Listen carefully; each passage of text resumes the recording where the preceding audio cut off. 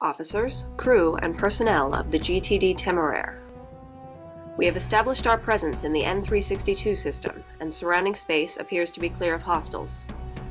Our navigation computer has compensated for the gravitational influence from the neutron star. The crew of the GTC Duke has been transferred to the GTL Solace, and a temporary replacement crew for the cruiser has been assigned. Upon questioning of Captain Iwakura and Commander Tell, we have ascertained that there is a significant discrepancy between GTVA historical records and theirs. Our records show that the Lucifer was successfully destroyed in transit between Delta Serpentis and Sol, resulting in the collapse of the node.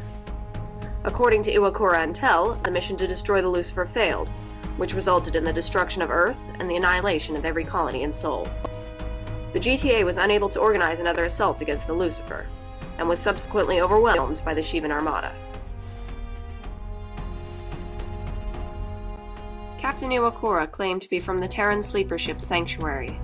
The Sanctuary is a modified Orion-class destroyer that was under construction during the Great War. Upon losing contact with Earth in the First Fleet, the GTA began devising an operation to evacuate as many people as possible from contested systems. The Sanctuary was modified to support passengers in hibernation. However, her systems were mostly incomplete and vulnerable to Shivan attack. The remnants of GTA forces attempted a final incursion against Shivan forces, as the Sanctuary made her way from Delta Serpentis to N362, where interference from the neutron star would conceal her from Shivan scouts. The distraction succeeded, and the Sanctuary was able to pass through undetected. She has remained in the system to this day, waiting for the Shivans to leave. As far as her crew is aware, they are the only Terrans left alive in the entire galaxy. With such a discrepancy between our respective historical records, it can only be concluded that we have somehow reached an alternate universe to our own. If this is the case, then we are the first Terrans in history to have achieved interdimensional travel. While speculation on the phenomenon of alternate dimensions exists, actual travel between universes has remained unproven and unrecorded. The most likely time point of entry to this universe would be during our transit from Delta Serpentis to Sol. Engineering reported fluctuations in both the Orestes and the Temeraire's meson reactors when entering the portal. But as power integrity was not affected, it was deemed an isolated anomaly. Further studies will have to be undertaken to determine the nature of these fluctuations and how they relate to our current situation. We are also working on a solution regarding the return to our home universe. Contact with the Orestes is intermittent and sparse. Although we have dropped communication buoys throughout Ross 128 and Laramis, the vast distances require significant transit times for our transmissions. We have informed the Orestes of our findings, but it will take some time before we receive an answer. In the meantime, we are establishing a rendezvous with the sleeper ship Sanctuary. Captain Iwakura has informed us that the Sanctuary is based in the nebula surrounding the neutron star N362.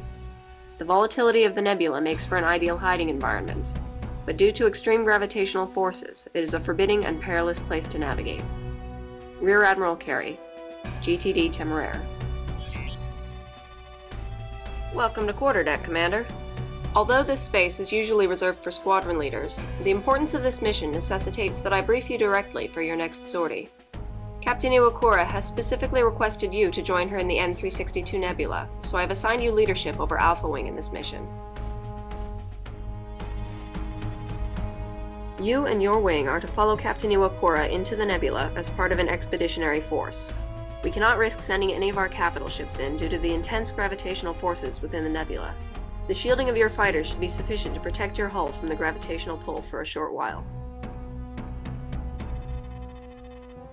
Captain Iwakura will have situational command of this sortie. Keep within visual range of Captain Iwakura's fighter, and maintain your shield integrity at all times. Flight Deck has prepared a wing of Aurora fighters. The sensor module on the fighter will give you extended sensor capabilities within the nebula, giving you an advantage should there be any hostile contact. Choose wingmen that you trust, Commander. Your wing is going to be first contact to the Sanctuary, and I expect each one of you to act appropriately as ambassadors of the GTVA.